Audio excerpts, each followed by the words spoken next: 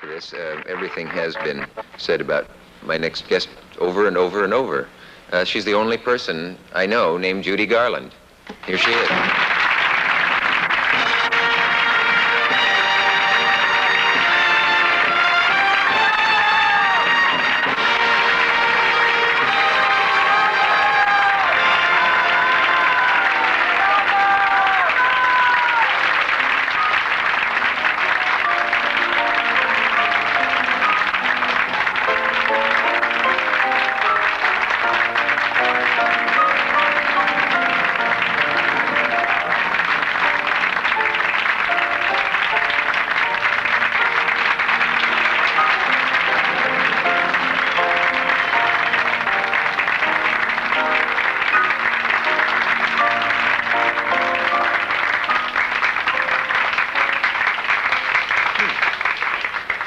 Well, here we are. You sure you know who I am? Of course. Why do you think I kissed you twice? Yes, and thank you for the flowers. That's all right. You gave them to me.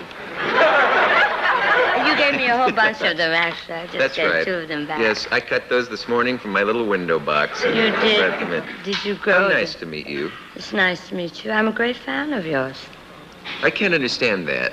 Well, I'll tell you all about it. It's because... No, come on. You know what it is, can't though? understand Well, it. Don't be ridiculous. There are certain people in the industry who are so big, as we say, that you can't imagine them watching you. I mean, I can't imagine you or Bob Hope sitting in front of a TV screen and seeing me. I can't imagine Bob Hope watching you because he'd probably be jealous of your humor. Oh, undoubtedly. But yes. I can imagine everybody else. Yeah, he's very jealous of me. He keeps having to go to Vietnam to get away from the pressure. Well, he creates wars. When there isn't a war, just to get away from the house, maybe. Bob goes, and does a show, and all of a sudden there's a war. Yeah. And there wasn't one there before. I hadn't noticed that it was in that order, but it's an interesting theory. Well, you know, your fans sometimes are so enthusiastic that when one goes to see you... One fan? Or? No, when one... I'm glad I've got one left. When a person goes to see you, it's almost hard to hear you sometimes because your fans just won't let you finish a song. That's because they sing better than I do. Is that what it is? Now, do you mean what do you mean, Dick? I don't know. What are we talking about now? I was thinking... Why don't we go back to Bob Hope and all that? All right. Or the flowers, and I'll come on again. That was the best entrance anyone has made on the show. You should have seen me dressing upstairs. Problem? Did you ever hear of a man named Owen McGivney? No, you're much too young. Everybody's much too young. Even you're much too young. Owen McGivney did nothing but change clothes. He wasn't witty or anything. He was invaluable. That was his thing? And he just, would come on in one outfit and run off in the wings and come out in a whole new outfit in 2 seconds. And everybody thought it was pretty good. And I was like Owen McGivney upstairs. Gee. I had odd and very strange, but I don't mean strange, nice people, but strangers working on my hair and makeup. And if I came out looking well, it's simply because of my good spirit.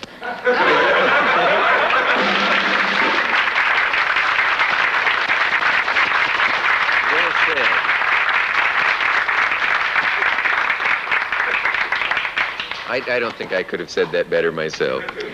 No kidding. Yeah. I don't think Strange people do handle you when you're on a show like this. It's an odd feeling to go from studio to studio, especially for a lady. And suddenly all these people descend on you and they start doing things and you haven't met them, and there isn't time to get acquainted, and sort of say, well, it's nice to see you again, because first place, you haven't seen them before. And all they say is, all right, come on, you're on in 4 seconds. And you've just gotten into the studio, and you don't know who you're working with or what songs are going to be on, but you bloody well do it, and I don't know why. Really? Are you beginning to question the reason for all this foo-for-ah after all these... You mean showbiz? Showbiz, yeah. The biz? The biz. I think it's hideous. except for the audiences. I like them, but I don't like all the, junk that goes with the it. bloodstained runners that separate the artist from the audience. Well, you know about that. You all know about that. Maybe you're out there. I don't know. I know have about that it. wonder myself. Listen, when we come back, I have. You can stay a Where while. are we can't you? going?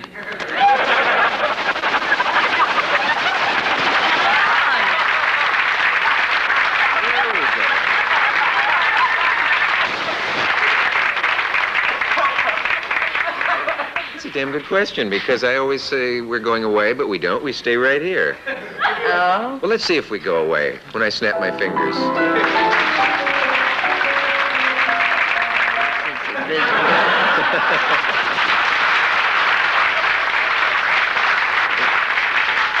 The queen of the comebacks. Really? I'm getting tired of coming back. I really am. I can't even go into a restaurant and have to go to the powder room without making a comeback when I come out. Well, you'll make another one about 6 minutes from now, too, because we'll have another break then and we'll have another comeback. Yeah. And we'll go away and not have been anywhere. I haven't had a good break for a long time. Do you have coffee breaks? Coffee breaks? Do you Yeah. stretch them with juicy fruit? We stretch them with anything we can get. I have some... How does it feel to be a legend?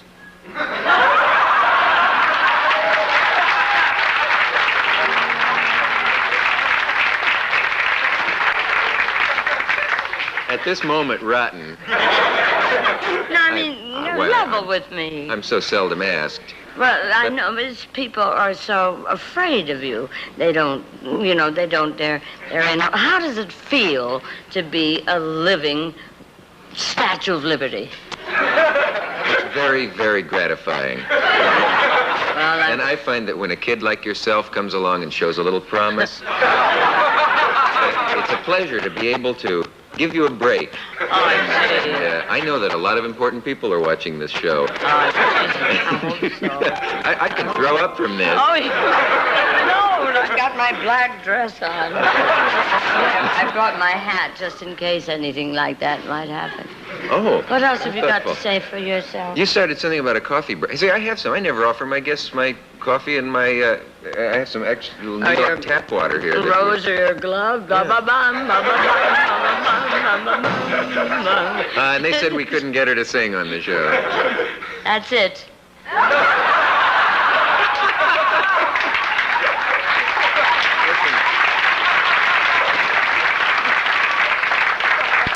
That's not only it, it's all we can afford. So, I don't know what those curtains after the television series I did, which unfortunately is buried somewhere in Newark. is it? Why? I don't know. Oh, 2600. We didn't have those kind of classy curtains. And so you've got a little more money than we all think. Well, listen, those curtains are going to be available shortly. Well, what do you think? They're marked down because we're closing out in a month. Well, when are you coming back? Not to bring up... Well, I've made so many comebacks that I just don't really know.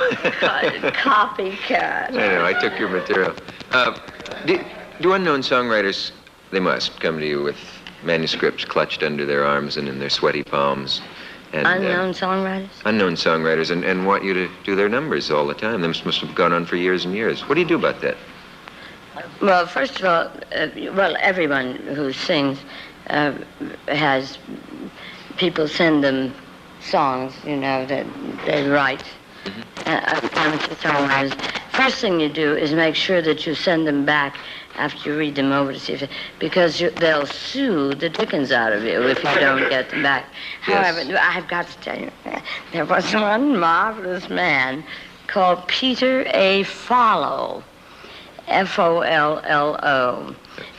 Follow. And he was rather rich, evidently, because he sent me, this was years ago, just after we had lost the war completely, and Pearl Harbor was just bombed out, and we were, desperate. In 41, this was? I don't remember either that or the Civil War when I was born. But anyway, Peter A. Follow sent me a group of his amateur songs, but then it was leather bound and beautifully copied, and they were just terrible songs. Oh, they were? They were the worst songs. So I had to keep them, even if he sued me. He wrote one song. Now, mind you, we would all... Pearl Harbor, they weren't kidding, And then I think, was it Mr. Kaiser and Hildegard had to get a lot of ships built quickly so that we could defend ourselves. In the meantime, Peter Ray Follow sent me these songs, and the first one was called, it was kind of a peppy song called You Lousy Jippy Jippy Japs. And I'm sure he meant it well, but it was kind of a frisky little number. Frisky. I think he was Japanese. Poking fun at our yellow enemies. No, or at us. Well, that was the way they talked during the war. You remember the posters that showed the Japanese as rats with glasses and teeth? I remember that was clearly. Peter A. Follow. It was even You lousy jippy jippy jap. I hate you so much. I'll make you crutch. Just wait and see. You're jippy jippy japs. You lousy big rats. That's the most I can remember.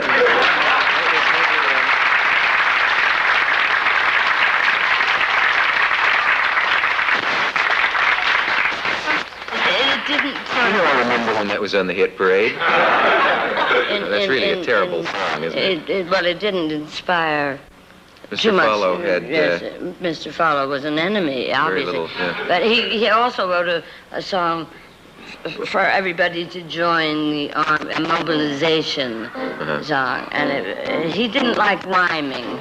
He wrote words and lyrics, and it went... Uncle Sam is going to build an army. Uncle Sam is going to build a navy.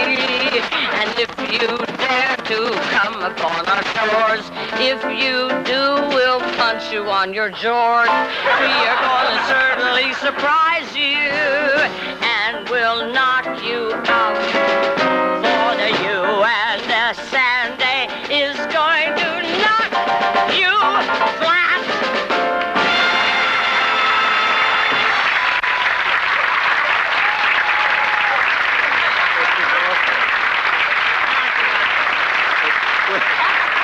We'll be back, I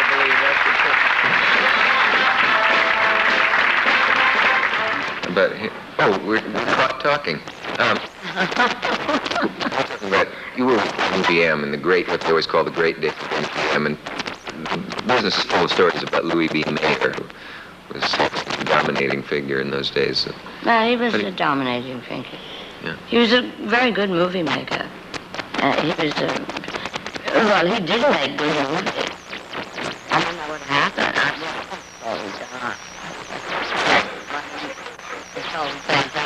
But then I sort of went into television and separate productions and all of that. But Mr. Mayer was, he was always really quite nice. Very stern, very nice to me, except that he... Can I tell a terrible story? Tell a terrible story? Yes, this is the place. There was just such an anxious producer by the name of Harry Rapf, R-A-P-F. Rapf? Yes, which made you stop and think anyway. His name. And I had only been at Metro for about 6 months, and they didn't know what to do with me because I was at that rotten age. It had to be 2 or 18. There was no in between, and so I just went to school a lot, but and didn't learn a thing, by the way, except one day Mr. Mayer ordered into a private dining room at MGM, and there were just a lot of men, eating and congratulating Mr. Mayer on the food from the commissary. They obviously wanted to stay in good with Mr. Mayer. Meantime, I was too... As if he cooked it himself. What? As if he cooked it himself, among other I things. think Yeah. he did. That's not the end of the story, is it? Oh, no. If you want it to be... I'm sorry, I'll shut up. No. So all these men are in there? There were about 7 men in there, and they were all trying to sort of stay with Mr. Mayor, and I didn't. I was 12 or 13, and I was always just given chicken broth with not a noodle in it, because I had baby fat. Everybody can have baby fat. That's not necessarily a criminal offense. But in my case, no matter what I ordered, I'd get this rotten chicken soup. And I didn't want it. And even in Mr. Mayor's private dining room. Well, Harry Rapp was sitting here, and he had the most astounding nose, because it was very aquiline, but it went way over to the desk. And came back again. And kept getting in my soup. Nobody quite knew too much, and they were all eating like mad. These gentlemen, sort of, here, have some of this and that, and bypassing me as I sort of try to get. Well, anyway, Harry Rapp was perspiring. I suppose he was going to be fired or something.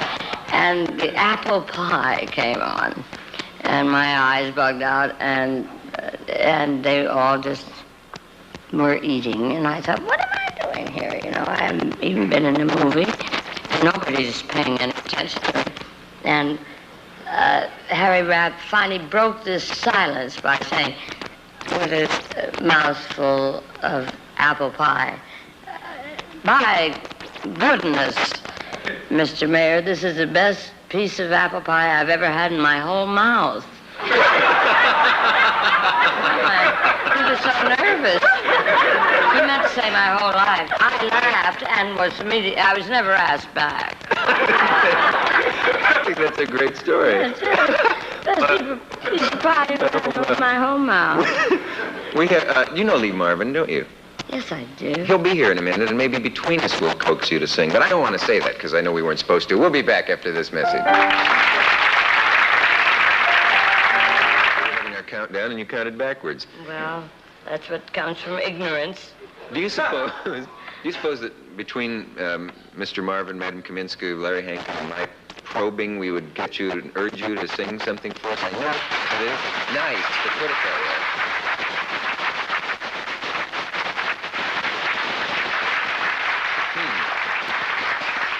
Even if... I think I probably would have died if you hadn't asked me. How did you get that mic in your pocket? Someone handed it to me, and with my eyesight... We will come back. Oh, dear heavens. Now, this is do you really want me to? Well, of course you want me to say obviously the audience doesn't want you to, but we do. That burst of applause was... Yes, you do. Oh, wait, no, don't do it again. We know. It's a new song, which is an innovation for me, because I've been singing Cavalcade for years. But there's a marvelous songwriter by the name of Johnny Myers who wrote, I think, a lovely song, and I might as well crack my way through it if it's all right. Give it a crack. Okay.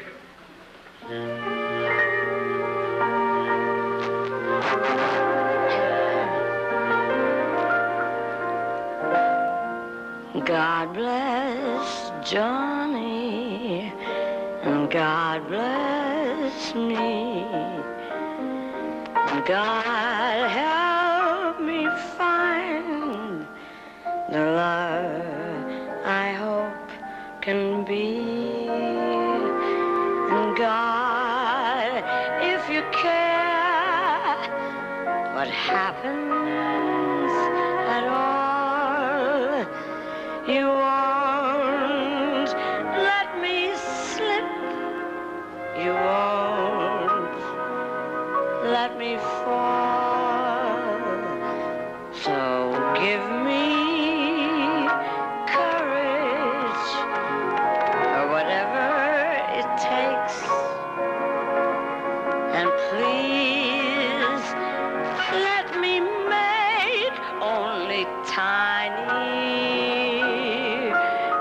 mistake. And that he'll love me, and God, if you do, I promise I'll ask another thing.